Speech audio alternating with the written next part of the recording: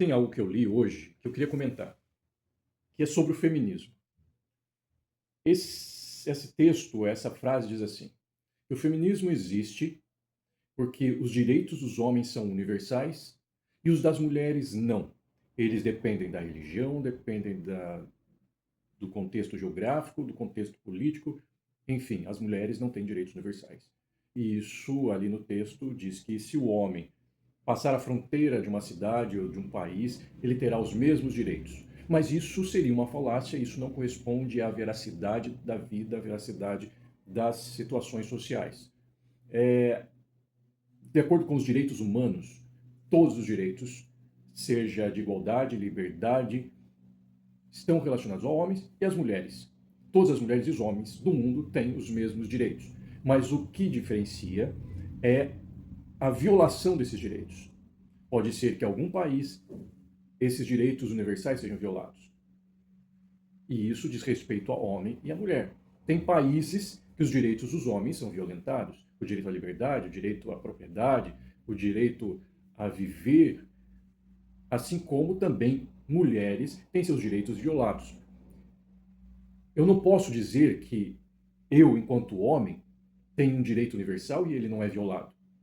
Se eu for, nesse momento, por exemplo, numa favela no Rio de Janeiro, subir um morro e entrar lá achando que o meu direito à liberdade e à vida e à proteção não será violado, porque dentro daquele espaço existe uma regra, dentro daquele espaço existe uma lei, dentro daquele espaço existe um contexto legal e que pode ser que o meu direito universal, enquanto homem, seja violado. Eu posso levar um soco, eu posso levar um tiro, dependendo daquele contexto.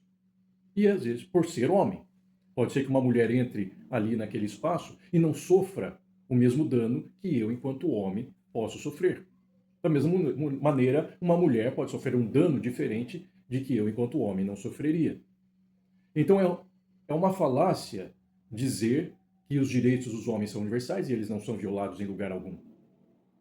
Porque existem direitos dos homens que são, sim, relativos à religião, relativos a local, à política. Existem religiões, existe o processo da circuncisão, mesmo sem o consentimento desse homem. Meninos são circuncidados. Em vários contextos de religião. Existem religiões no mundo em que os homens sofrem rituais e que mulheres não, mesmo sem esse consentimento. Existem países, como o Senegal, por exemplo, que meninos, ou seja, do sexo masculino, sofrem a mendicância social. Existe escravidão em vários lugares, que homens são escravizados. Até mesmo aqui no Brasil existem relatos e estatísticas de homens que são escravizados, seja na agricultura, seja na mineração, no carvão, enfim, existe direitos universais que são violados por serem homens. E mulheres também têm seus direitos violados por serem mulheres. Se for no Afeganistão ou alguns outros países, mulheres têm seus direitos à liberdade, à vida, privados, violados. Assim como também tem homens nesses países que também são escravizados por questões de dívida, por exemplo.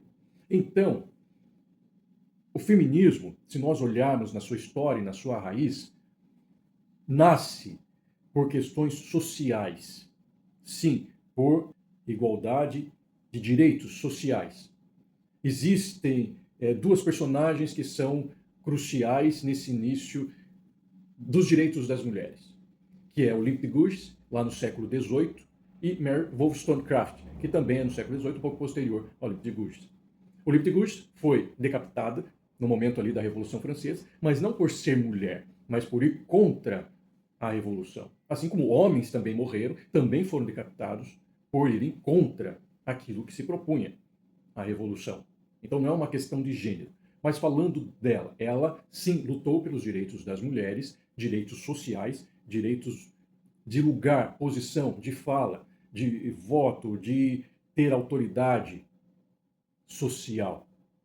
Mas ela não foi contra a família, por exemplo. Ela lutou pela família, para que houvesse uma igualdade de autoridade e poder dentro do lar. O lar era uma construção da cultura para ela. Não um lugar de opressão apenas que deveria ser eliminado. Ela não era contra o casamento, ela não era contra a maternidade. Muito pelo contrário. Nem Mary Wollstonecraft era contra essas questões. Mary Wollstonecraft falava sobre a educação. Ela queria que as mulheres tivessem lugar na educação, estudassem e tivessem esses direitos. Porque lá em Roma antiga, nós tínhamos aquilo que hoje as pessoas chamam de patriarcado. Era o pater familias, que havia o homem mais velho que detinha o poder de vida e de morte sobre os membros daquela casa. E homens também eram subjugados a esse pater familia. Não eram apenas as mulheres subjugadas. Os filhos homens também tinham a sua vida na mão deste pater familia. Todos estavam ali subjugados a isso. Mas na Idade Média, esse pater familias diminui. Não existe ali na Idade Média. Não existe esse poder de vida e morte patriarcal na Idade Média. Mas na Idade Moderna começa a surgir ali com a Renascença, que traz de volta valores gregos, romanos. Começa a vir novamente para a sociedade o pátria família. Só que não mais com aquela rigidez da Roma antiga. Esse pátria já não tinha o direito de vida e de morte. Ela foi transitada apenas para a questão social e política. E surgem então essas mulheres, não só mulheres, mas homens que também estavam juntos e também tinham isso como causa, trabalharam para que esse pátria famílias social e político fosse amenizado e as mulheres pudessem ter direitos também, sobretudo, no lar. E assim elas lutaram para isso. E depois, ali na era vitoriana, com a família burguesa, começa a haver a distinção social. O homem fica para fora de casa, vai para a indústria, vai trabalhar, vai trazer a provisão financeira, e a mulher tem a obrigação moral dentro de casa. Educar os filhos, fazer com que os filhos sejam bons cidadãos. E também que essas meninas tivessem bons casamentos, os filhos tivessem bons casamentos. Porque isso ia recair sobre essa mãe, porque ela era responsável para para educar os filhos. Então criou-se essa mãe vitoriana que era rígida, que era castradora, que cuidava do lar sob a gerência deste pai. Então ela era rígida. Com as meninas também. Então quando se fala de opressão nessa casa, não era apenas do homem, porque as meninas também sofriam opressão relacionadas à mãe, porque a mãe era castradora. A mãe vitoriana era aquela que dizia: você tem que ser moralmente excelente. Você não pode ser assim, você não pode ser isso. Então trazia essa opressão. Então essa mãe, porque ela tinha uma obrigação moral com os filhos e com a sociedade. Porque se algo acontecesse lá fora, esse filho fosse uma vergonha, essa filha fosse uma vergonha, recairia sobre ela, que tinha a responsabilidade de cuidar deste filho. Então, o feminismo, ele vem trazer essa igualdade social. Só que, depois, na década de 60, 70, surge o feminismo radical. Na universidade ali, dos Estados Unidos, personagens como Valerie Solanas, que escreveu Scum, Sociedade que Descarta os Homens. Sulamit também traz um feminismo radical. Escreve a dialética do sexo. E tudo fala para descartar os homens da sociedade. E isso é um perigo para a sociedade hoje. Porque o feminismo é bom. O feminismo é para trazer equidade, igualdade, homem e mulher na educação dos filhos, na casa, na família, socialmente, na política.